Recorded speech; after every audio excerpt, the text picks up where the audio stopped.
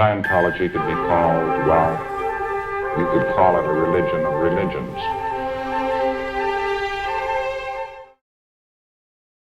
But I've pretty much, I'm only like a half Scientologist, or not even really one. And one of the big things that changed my opinion was Janice Gilham Grady's book, the second book, where she's actually around L. Ron Hubbard, and you hear the information about what he was like. What do you think of that book? Well, I read it with fascination. I really enjoyed the read. It's mind-blowing, isn't it? It's like, whoa. It's like, whoa. Yeah.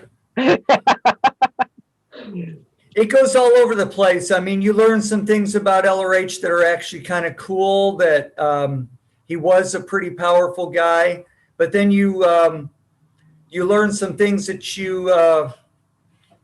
that are mind-blowing too, that are not so good. So it's very good, though, to be able to get a perspective of history of what really went down. You know, one thing I really would like to know more about is his alcohol and drug use, because, I mean, that's a really big thing. I think that's a really big out point. I'd like to get to the bottom of that. What do you think about that? The rumors. Well, what I remember seeing was on places like ex-Scientologist message board, anonymous people who said they were messengers on the ship said that they witnessed him shooting up, or had shooting up what? Presumably cocaine or something like that. Because I heard that it was steroids. He was using steroids, and steroids is apparently a drug.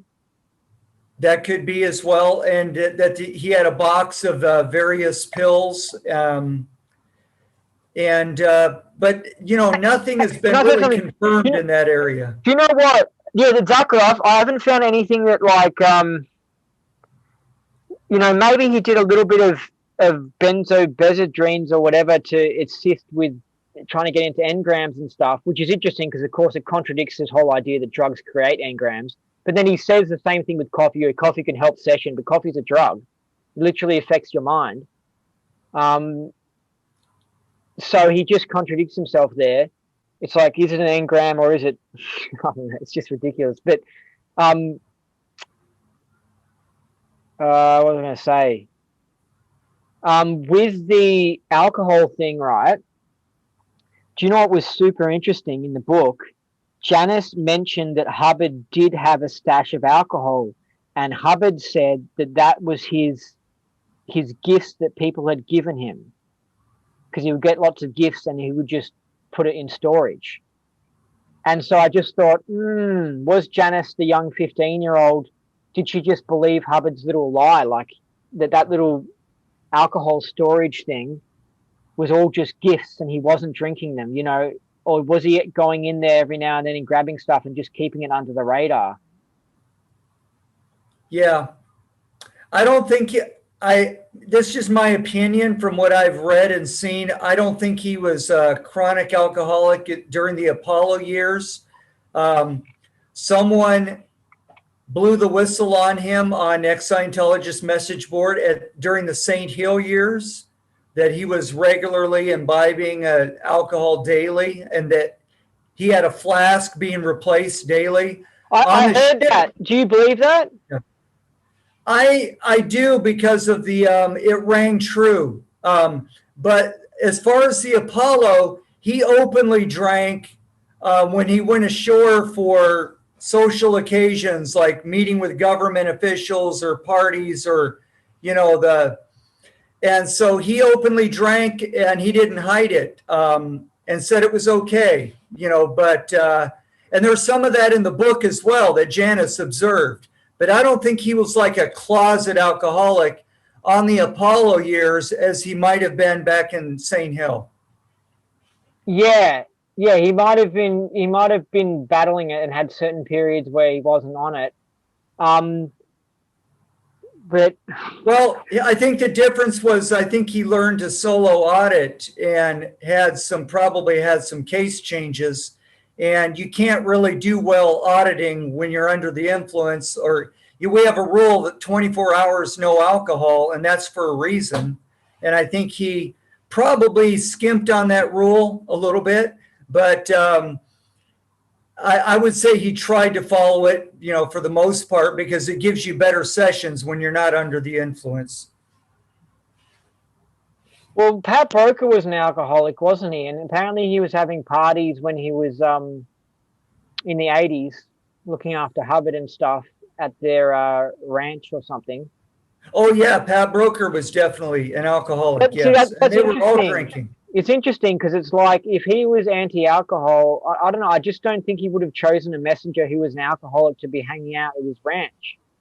Well, not only that, in the Jesse Prince book, it's clear that LRH is drinking every day by the time he's on the ranch. So he went back to drinking daily, yes.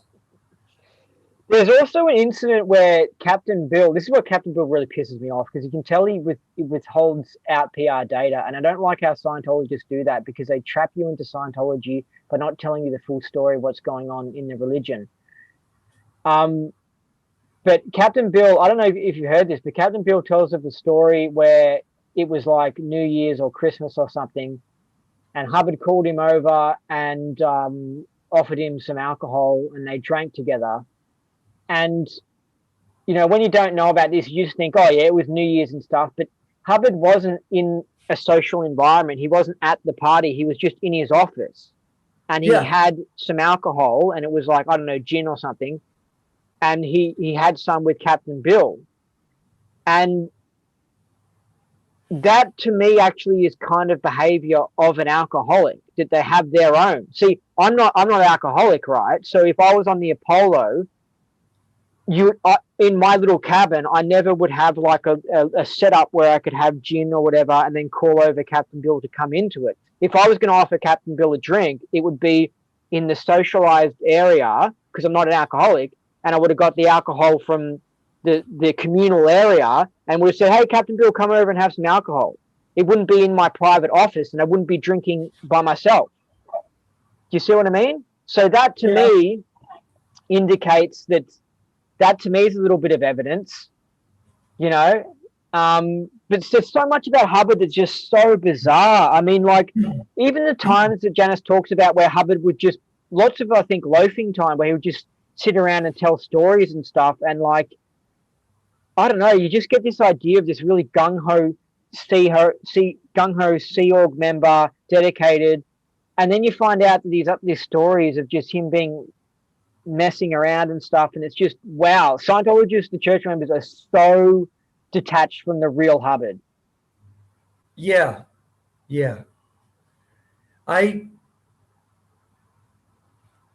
baffles me, as well, to find those things out. He was an intelligence agent, so they're great at going on a mission and playing a certain character on a mission.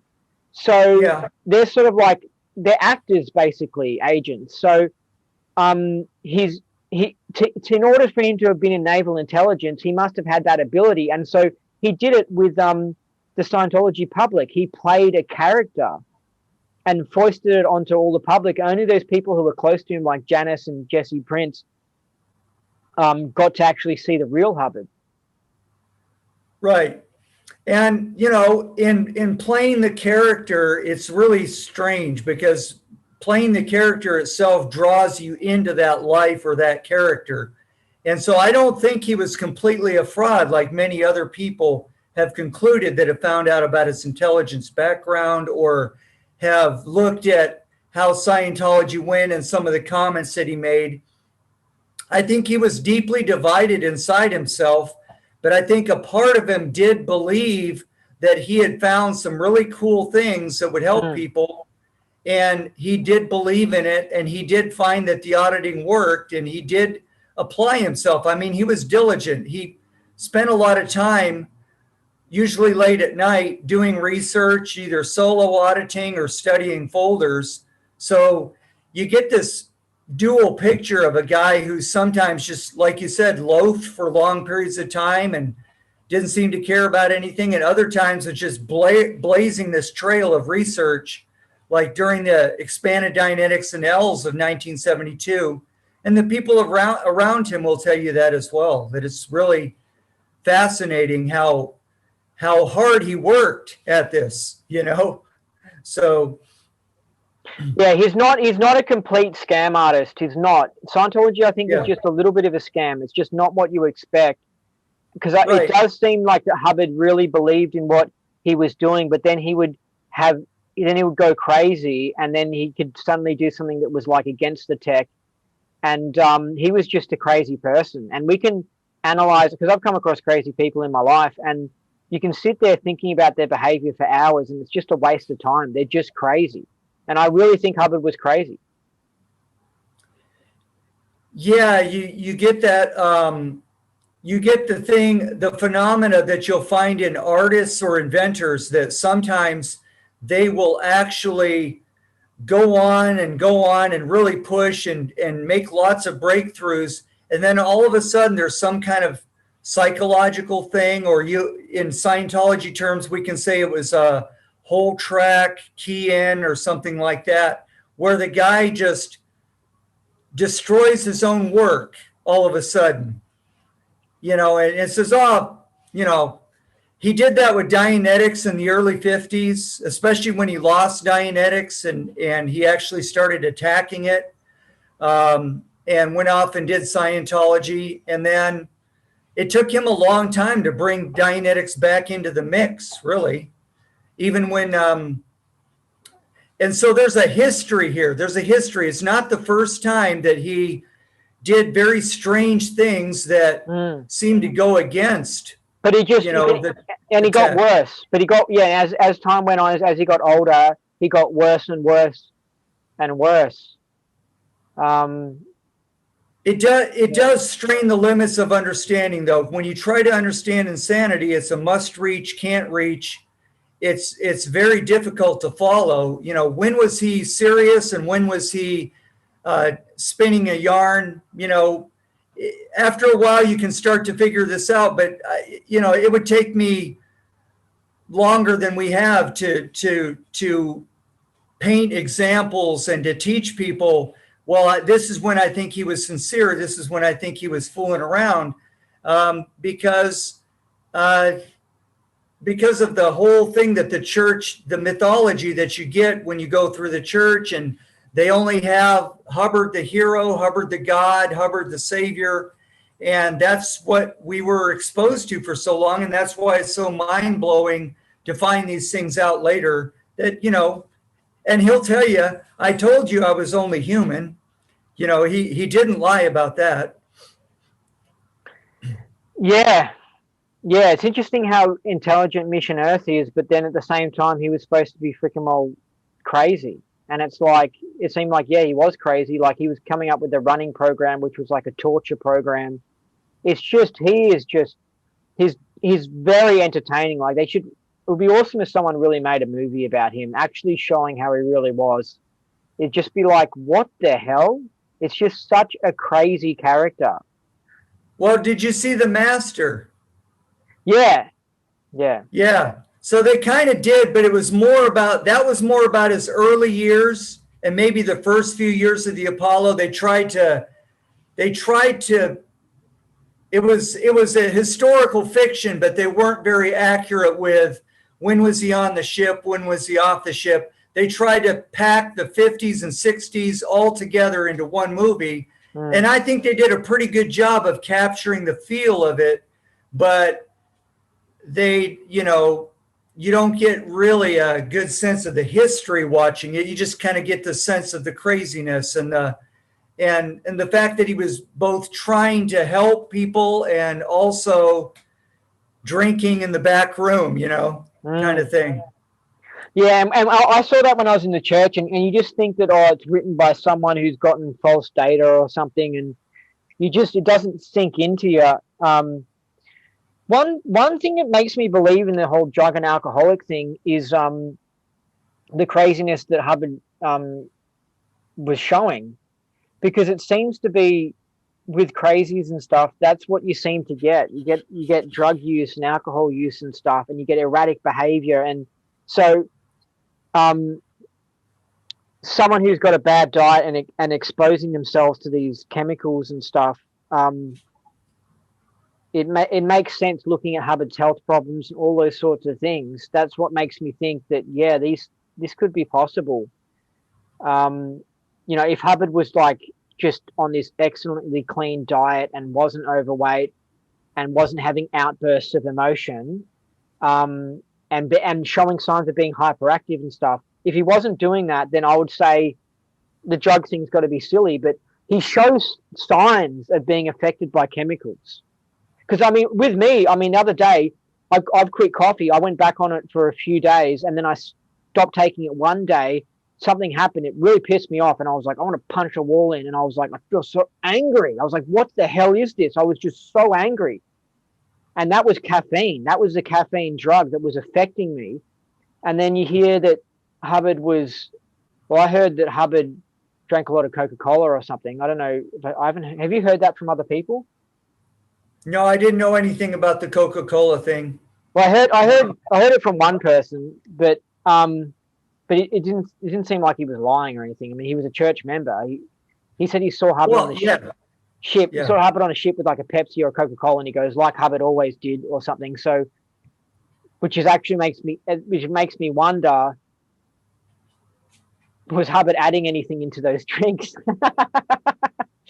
But I just noticed that Janice didn't talk much about him drinking Coca-Cola or alcohol or anything. So I don't know. But anyway, Hubbard shows signs of being a caffeine addict. And if he was smoking like 30 cigarettes a day, and sometimes he was even doing 3 packs a day, this crazy obsessive behavior, he's showing signs of nicotine addiction, caffeine addiction, alcohol addiction, drug addiction. Like, he's showing the signs of it. Yeah, I would agree. That certainly played a role. Because aberration and insanity, like if you get rid of these these substances, seriously, aberration and insanity really goes away. People become a lot more calmer and sensible and reasonable. Part of the reason why society is so crazy these days is because everyone switched from cigarettes to caffeine, and now everyone's hyper on caffeine. Yeah, that's a good observation. Now, one thing I wanted to point out as far as Scientology history is that the Scientology drug rundown, was actually invented by a friend of Hubbard's, Pamela. I'll think of her last name because they were friends of the Hubbards all the way back from England. And her husband, Kemp, Ray and Pamela Kemp. Yeah. And Pamela Kemp came up with the drug rundown somewhere around 73, maybe 72, 73. So I think Hubbard finally had a tech because he designed the Purif and everything later, but I don't think he ever got to do it. But he did get to do the rehabs because Pamela handed him that technology around in the early 70s. This is why I think he got some control over his addictions during the Apollo years, because he really started doing better from 70s to 73 and came 70 to 72, let's say, and came up with a lot of amazing stuff. And before that had been really dramatizing a lot, the OT3 stuff, the early Sea Org, the lower conditions. Not that things got dramatically better, but things got better as Sea Org became a better crew and Hubbard could relax a little bit. And I think he might have got control over his addictions for a while. So, there were some golden years there in 70 to 72 with Hubbard. Yeah, and Janice talks a bit about that. And after that, he had the motorcycle accident. He had to run away to New York. And the main reason I wanted to interview you was because since I spoke to you, I've become aware of Hubbard being an agent. And I reckon it's from Janice's book. I was able to connect the dots and the information, and it's like, oh my God, Hubbard was doing shifty stuff with his Apollo ship. And there's a reason why they were getting accused of being CIA, because they were doing stuff, and I just couldn't think of a more perfect cover than some wacky cult, and then they go to they go to different ports and stuff, and they give some fake name, like there's some training company or some shit, and it's so obvious it's fake, and everyone goes, "Oh, they're secretly Scientologists," but it's really secretly CIA stuff. But it's putting that extra layer so that like you come like it's really clever, because it's like if they're all going around saying, "Yeah, we're Scientologists," then people might go, "Oh, they're secretly CIA." But if you go, we're some stupid training company, and everyone goes, "Oh no, they're secretly Scientologists," it really helps hide it. It's like how the Illuminati is hidden by Freemasonry. So you've got a secret society within a secret society. It's a really good way of having a secret group. You put the two layers of protection, and so I think Hubbard was doing that. What do you think about that?